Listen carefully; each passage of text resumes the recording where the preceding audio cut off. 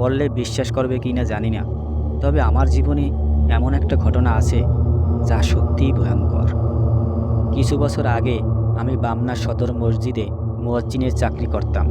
প্রতি বৃহস্পতিবার আসরের নামাজের পর বাড়িতে আসতাম, আবার শনিবার জোহরের আগে চলে যেতাম। দিনটা ছিল বৃহস্পতিবার। আমি বামনা থেকে রওনা দিলাম বিকাল 6টায়। দৌগাতলা বাজারে পৌঁছাতে পৌঁছাতে রাত 9টা বেজে যায়। বাজার থেকে আমার বাড়ি আরও 20 কিলোমিটার পথ। চারিদিকে তাকিয়ে দেখলাম কোনো গাড়ি নেই। একটু দূরে একটা মোটরসাইকেল দাঁড়িয়ে আছে। এই যে ভাই, কালাইয়া যাবেন নাকি? হ্যাঁ যাব, তবে কালাইয়া বাজার পর্যন্ত যেতে পারবেন? এর পরের রাস্তা ভালো না। ঠিক আছে, আমাকে কালাইয়া পর্যন্ত ছেড়ে দিলেই হবে।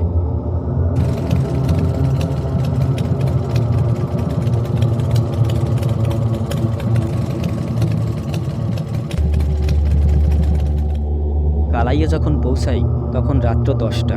বাজার থেকে আরও 3 কিলোমিটার দূরে আমার বাড়ি। বাজারের কোনো দোকান খোলা নেই। আকাশ একটু মেঘলা থাকায় বেশ অন্ধকার লাগছে। আমার কাছে একটি টর্চ। আমি হাঁটতে লাগলাম। আমি যে রাস্তা দিয়ে হাঁটছি তা ছিল মাটির রাস্তা। রাস্তার বাম পাশেই ছিল খাল। কিছু দূর হাঁটার পরে একটা পূজা মণ্ডপ, তার পাশে শ্মশান।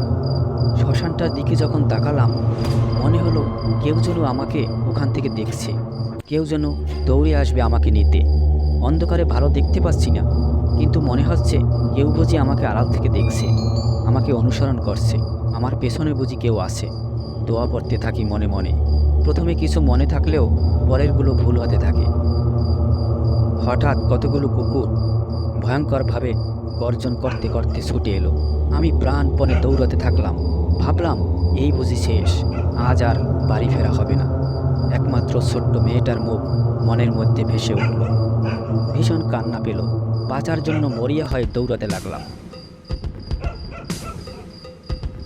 কিছু দূর যাওয়ার পরে খালের পাশে একটা নৌকা দেখে একটু সাহস পেলাম।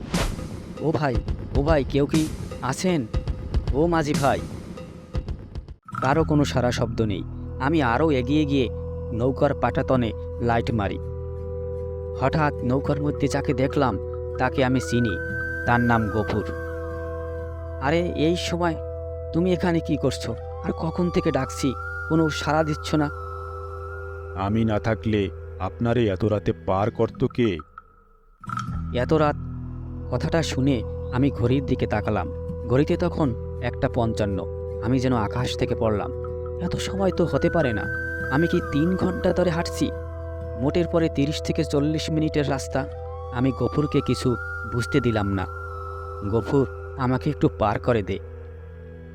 নৌকা ওপারে ভেড়ার পর আমি গফুরকে বললাম, গফুর, আমাকে একটু বাসা পর্যন্ত পৌঁছে দিবি? ভয় পাইছেন? চলেন। আমরা দুজন একসাথে হাঁটছি। কিছু দূর আসার পর আমি খেয়াল করলাম গফুর আমার পেছন পেছন হাঁটছে। সামনে একটি কবরস্থান এবং কবরস্থান থেকে ধোঁয়া বের হচ্ছে। একটু যখন কাছে এসে লাইট মারলাম, দেখি একটি মেয়ে সাদা কাপড় পরা, চুলগুলো ছেড়ে দেওয়া, একটা কবরের উপর দাঁড়িয়ে আছে। মেয়েটাকে দেখে আমি চিনতে পারলাম, ওর নাম ময়না। আমি গফুরকে বলি, ও ময়না না? হঠাৎ বুকের ভেতরটা কেমন যেন করে উঠল, শরীর কেঁপে গেল। আমার পাশে গফুর নেই। আমি একটা চিৎকার দিয়ে দৌড়াতে থাকি। আমার কোনো হুঁশ ছিল না। একসময় একটা বাসার সামনে গিয়ে অজ্ঞান হয়ে পড়ি। বাড়ির লোকজন তুলে আমাকে বাড়িতে নিয়ে যায়। কিছুক্ষণ পর জ্ঞান ফিরলে আমি তাদেরকে সব খুলে বলি। তারা সবাই অবাক হয়ে যায়, কারণ ময়না অনেক আগেই আত্মহত্যা করেছিল, আর তারপর থেকেই গফুরকে খুঁজে পাওয়া যায়নি।